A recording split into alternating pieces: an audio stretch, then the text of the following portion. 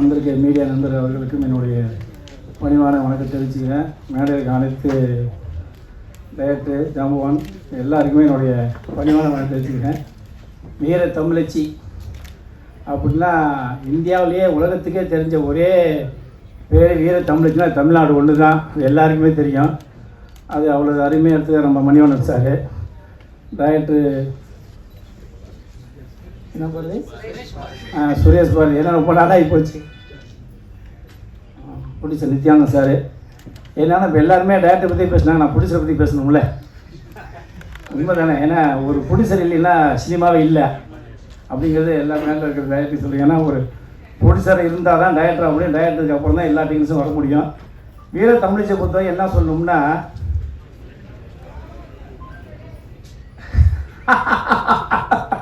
இயக்குனருக்கு பணம் கட்டினது நம்ம தயாரிப்பாளர் தானா, அதை சொல்லிட்டாரு. பரவாயில்ல, வாழ்த்து. ஒரு டேரக்டர் உருவாக்கியிருக்கீங்க, ஒரு டேரக்டர் ஆகி நீங்கள் தமிழ்நாடு முழுக்க எரிஞ்சாமல் பேச போட்டிருக்கீங்க. ஏன்னா ரொம்ப கஷ்டப்பட்டு எடுத்துருக்காங்க. ஏன்னா அந்த படம் ஒரு 3 மாதத்துலேயே வெளியே வரணும். ஏன் அதை மணிவண்ணன் சார் பேசுகிறேன்னா, ஒரு சினிமா அவர் ஆக்சுவலாக ஒரு கவர்மெண்ட் ஸ்டாஃபாக இருந்தாலும் ஒரு படம் எடுக்கணும் எப்படியாவது சாதிக்கணும். ஏன்னா மனசு சொல்லுவாங்களே, காக்கிக்கு தன் குஞ்சு போடுவேன், அவங்க மனசு ஒரு எண்ணம் இருக்கும். ஓப்பனாக சொல்லணும்னா அந்த படம் எப்போயே வர வேண்டியது. ரொம்ப கஷ்டப்பட்டு கோடிக்கணக்காக செலவு பண்ணி அவங்க மனைவி குழந்தை எல்லோரும் கொண்டு வந்து நீங்கள் ஃபங்க்ஷன் வச்சாங்க. தயவு செய்து சொல்கிறேன், நீங்கள் மீடியா எல்லாருமே படத்தை கொண்டு போய் சேருங்க. ஏன்னா ஒவ்வொரு படமும் ஓடும் போதெல்லாம் தேட்டரில் ஓடணும், இது ஜெயிக்கணும் ஜெயிக்கணும் ஜெயிக்கணும் கட்டும்போது ரொம்ப மனசு வேதனையோட தான் பேசுகிறேன். தயவு செய்து மீடியாவில் இப்போ நிகிழ்முருகன், அது நிகிழ்முருகன் தான் இப்படியா இருக்கும், கலைமாமணி நிகிழ்முருகன் நான் சொல்லிட்டேன். ஏன்னா நிகிழ்முருகனால ஃபங்க்ஷனால எல்லா மீடியா வந்துடும். தயவு செய்து இந்த படத்தை ஓட வைங்க.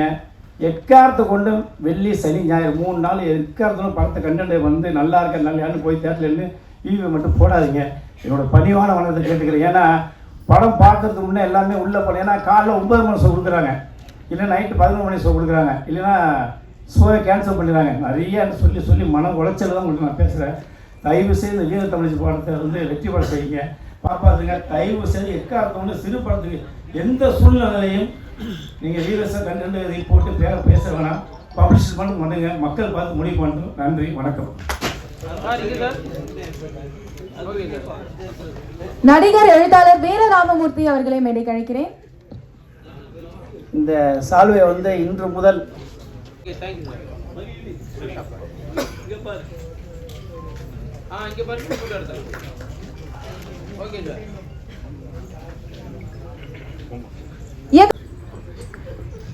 இந்த படத்தை பற்றி ஒரு சில வார்த்தைகள் மணிவண்ணன் அவர்களை பேச அழைக்கிறேன்.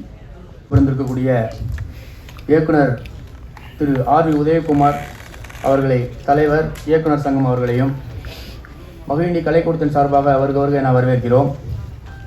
இந்த வெளியீட்டு விழாவிலே கலந்து கொள்ள வந்திருக்கக்கூடிய இயக்குனர் திரு பேரரசு, இயக்குனர் சங்க செயலாளர் அவர்களையும் மகிழினி கலைக்கூடத்தின் சார்பாக வரவேற்கிறோம்.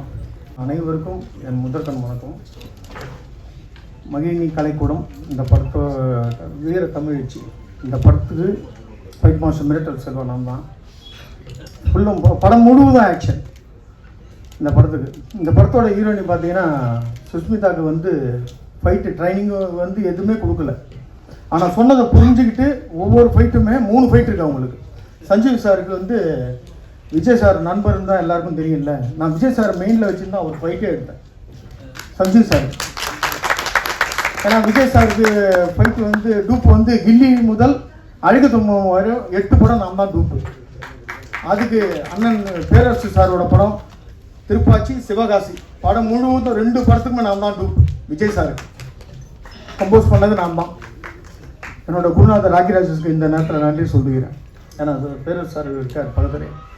அவர் பேரரசு சார் ஃபைட்டு இப்படி தான் எடுக்கணுன்றது பார்த்து தான் இது வரைக்கும் நிறைய படங்கள் எனக்கு லைவாக தான் வந்துட்டுருக்கு நிறைய படங்கள். ஆனால் நான் பண்ண படம் பார்த்தீங்கன்னா திருப்பாச்சி, சிவகாசி பேஸ் பண்ணி தான் சஞ்சீவ் சாருக்கு போய் ஃபைட்டு அந்த மாதிரி தான் எடுத்திருக்கேன். பொதுவாகவே பேரரசு எப்பவுமே ஹீரோயின் பக்கத்தில் தான் உட்காருவார். ஏன் தள்ளி உட்கார்ந்துட்டாருன்னு இப்போ தெரியாமல் பட்டுட்டா கூட அடி பின்னிடுவாங்கன்ட்டு ஒரு பயம். பின்றது மட்டும் இல்லை, பாட்டில் உடைச்சி கையில் எடுத்து சக்கு சக்கு சக்கு சக்குன்னு அந்த நல்ல உணர்வுகளை வெளிப்படுத்தி நம்ம ஸ்டண்ட் மாஸ்டர் வந்து இந்த வெள்ளிக்கடை ஓனர் மாதிரி வந்திருக்காரு. முதல்ல எல்லாம் தங்கத்தில் போடுவாங்க, இப்போ தங்கம் ஜாஸ்தி விலையாகி போயிட்டு நீங்கள் ஃபுல்லாக வெள்ளிலேயே போடுவீங்க. மாப்பிள்ளை வாப்பா, மாப்பிள்ளை எவ்வளோ பவுன் இருக்கும் பாரு. ஆக்சுவலாக டார்கெட் வந்து 5 கிலோ, இப்போ 2 கிலோ போட்டிருக்கோம். 1 கிலோ போகிறதுக்கு டைம் இல்லை, பெயின் மேலே நிறையா ஃபிசியோதெரப்பி பண்ணுறதுனா வீட்டில் கட்டி வச்சிருக்கேன். இவ்வளோ வெயிட் ஏற்றினா அப்புறம் ஃபிசியோதெரப்பி பண்ண அதே இருக்குண்டா. நீ சொன்னிய உன்னுடைய குருநாதர் ராக்கி ராஜேஷ் அறிமுகப்படுத்தினதே நான் தான். அவரை பற்றி சில வார்த்தை சொல்வதற்காக தான் இங்கு வந்துள்ளேன். சாதாரணமாக இந்த திரைப்படத்துறையில் ஏதாவது ஒன்று சாதிக்க வேண்டும் என்று நினைத்து பல இயக்குநர்களிடம் உதவி இயக்குநராக சேருவதற்கு அரும்பாடுபட்டு தோல்வி அடைந்தார். தோல்வியையே தோற்கடித்து விட்டு வெற்றி பெற வேண்டும் என்று தன் சொந்த என்று வந்திருந்தார். அவரிடம் நான் போய் இவருடைய ஆர்வத்தை சொன்னவுடன், இப்படிப்பட்டவர்களுக்கு நாம் உதவி செய்வதற்கும் ஊக்கம் கொடுப்பதற்காகத்தான் தங்கம் இருக்கிறது. புதிய இயக்குநர்களையும் புதிய தயாரிப்பாளர்களையும் நாம் வரவேற்க வேண்டும் என்று கூறி அவரை வர சொல்லுங்கள் என்றார். அவரிடம் அறிமுகப்படுத்தினேன். ஒரு தொகை கட்டி தான் மெம்பராக வேண்டும், அந்த தொகை என்னிடம் இல்லை என்றார். இயக்குனர் பேரரசு அவர்களிடம் இருப்பதை வாங்கி கொண்டு மெம்பராக்கி அவருக்கு நம் பாதுகாப்பு கொடுப்பது என்று ஒத்துழைப்பு கொடுத்து அவரிடம் இருக்கும் சிறு தொகையை வாங்கி கொண்டு எங்கள் சங்கத்தில் மெம்பராக்கி அவரிடம் ஒரு போட்டோவை எடுத்துக்கொண்டு அவர் சந்தோஷப்பட்டு சென்று இந்த திரைப்படத்தை இந்த இடத்தில் கொண்டு வந்து நிறுத்தியிருக்கிறார்.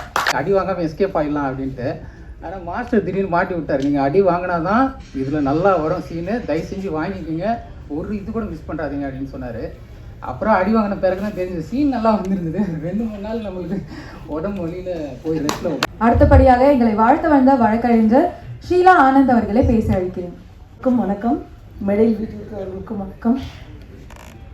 இந்த படத்துக்கும் எனக்கும் மிக நெருங்கிய ஒரு தொடர்பு இருக்குது.